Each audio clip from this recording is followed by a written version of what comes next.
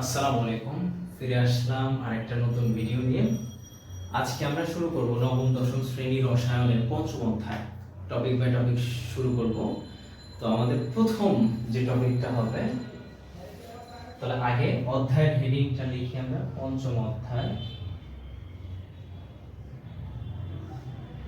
রাসায়নিক বন্ধন।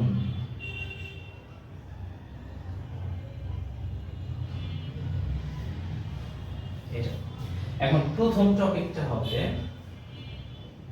যোজনী আর যোজ্যতা electron.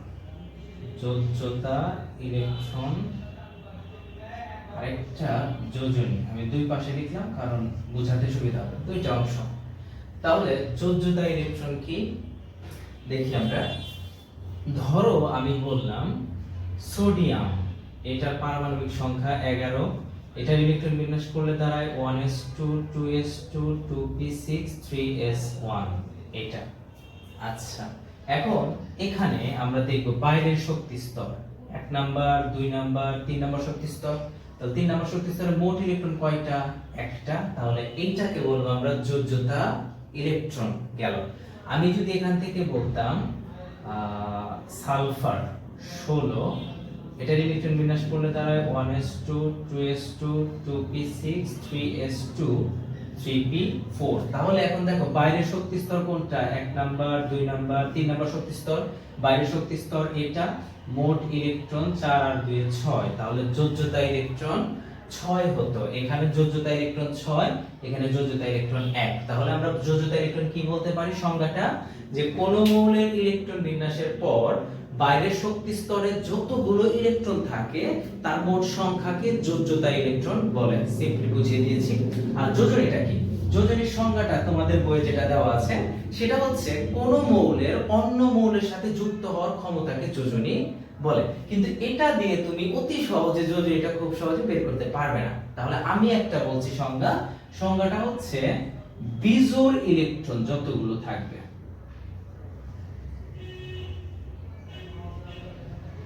Electronic যোজনী। তাহলে আমি একটা উদাহরণ দেই, আশা করি ক্লিয়ার হয়ে যাবে। ধরো এই যে সালফার, এটার যোজনী কত আমি যদি তোমাকে জিজ্ঞেস করি, তাহলে প্রথম অবস্থায় দেখো এর যোজনী কত আসছে? যোজ্যতা ইলেকট্রন 6টা। তো যোজনী বের করো তো। যোজনী কিভাবে বের করবা? আমরা জানি সালফারের যোজনী 3টা হয়, 2 4 6। তো আমি এখানে প্রথম অবস্থায় দেখাচ্ছি যে যোজনী কত হবে।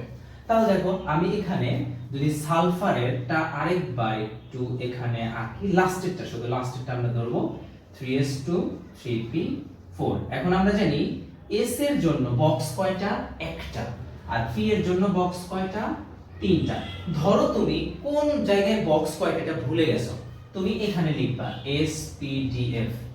s এ সর্বোচ্চ ইলেকট্রন 2টা, p তে 6টা থাকে, d তে 10টা, f এ 14টা থাকে। তাহলে অর্ধেক করো। 2 এর অর্ধেক কত? 1, তার মানে বক্স একটা। 6 এর অর্ধেক কত? 3, তার মানে বক্স 3টা। d এর অর্ধেক মানে 10 এর অর্ধেক 5, তাহলে বক্স হবে 5টা। তাহলে f এর ক্ষেত্রে কয়টা হবে? 7টা বক্স। ওকে, এটা আমি গেলাম। তাহলে এখন এই s এর ক্ষেত্রে 2টা ইলেকট্রন আছে, তাহলে ইলেকট্রন বলে দিব আমরা এইভাবে। আচ্ছা, আর এখানে p তে কয়টা আছে? 4টা। তাহলে আমরা কিভাবে দিব? এখান থেকে শুরু করব, 1 2 3, 4টা আরেকটা দরকার এখানে। তাহলে এখানে খেয়াল করো বাইরের শক্তি স্তরে বিজোড় ইলেকট্রন মানে একা একা আছে কে? এইটা আর এটা। তাহলে বিজোড় ইলেকট্রন 2টা আছে, তার মানে এই ক্ষেত্রে যোজনী 2। বুঝতে পেরেছো? দেখো আমি আরেকটা তোমাকে एग्जांपल দিচ্ছি। ধরো যে সোডিয়াম, দেখো এখানে একটাই আছে, তাহলে নতুন করে এটা বক্স করার দরকার নাই, এখান থেকে এটা আমরা বলতে পারি। তার মানে যোজনী আর যোজ্যতা ইলেকট্রন আশা করি বুঝতে পেরেছো, কোনো সমস্যা নাই। এখন আমাদের যোজনী দিয়ে কাজটা কি? যোজনী দিয়ে হচ্ছে মৌলগুলো যুক্ত হবে একটা সাথে আরেকটা। যেমন আমি যদি তোমাকে জিজ্ঞেস করি, ধরো বললাম আমি সোডিয়ামের যোজনী 1 তুমি জানো, ম্যাগনেসিয়ামের যোজনী 2 তুমি জানো, তারপরে ক্লোরিনের যোজনী 1 তুমি জানো, তারপরে ধরো এখান থেকে ফ্লোরিন, এটার যোজনী তুমি 1 জানো, সবই জানো। তাহলে এখন আমি যদি তোমাকে বলি যে ম্যাগনেসিয়াম আর ক্লোরিন যে বন্ধন গঠন করবে, তাহলে এর সংকেতটা কেমন হবে? তাহলে আরেকটা বিষয় আমরা এখান থেকে বুঝলাম যে যোজনীর মাধ্যমে সংকেত বের করা যায়।